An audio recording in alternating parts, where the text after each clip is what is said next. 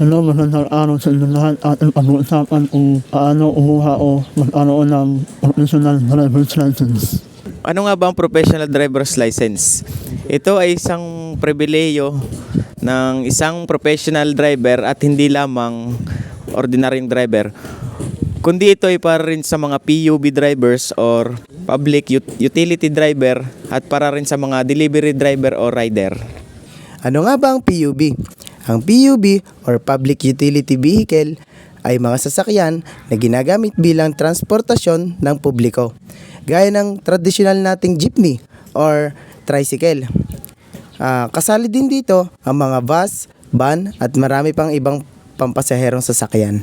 Ano nga ba ang mga requirements para makakuha ng professional driver license? Una, kailangan mo ng non-professional driver's license na may 6 na buwan o higit pa. Pangalawa, kailangan mo ng medical galing sa isang LTO authorized o accredited medical center. Pangatlo, kailangan mong ipasa ang online exam sa LTO portal. Huwag kang mag-alala sapagkat ito'y walang time limit. Kailangan mo din ng TIN ID sapagkat ito'y kasali din sa requirements. Matapos pong makipasa ang iyong online exam sa LTO portal, kailangan mo itong dalhin at pakita sa evaluation window.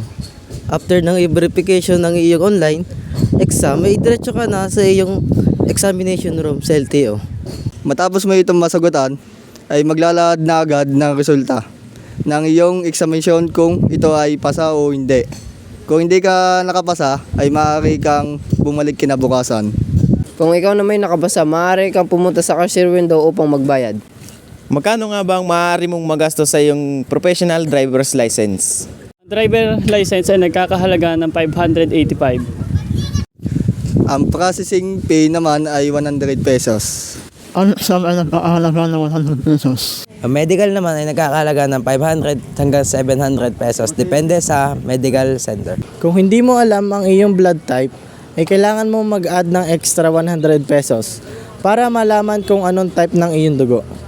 At kung nakompleto mo na ang lahat ng ito, maaari ka na magkaroon ng professional driver license. Lagi nating tandaan na ang lisensya ay hindi karapatan, kundi ito ay isang pribileyo na maaaring mabawi anumang oras. Kaya lagi tayong mag-iingat at sumunod sa batas trapiko at maging depensibong driver anumang oras.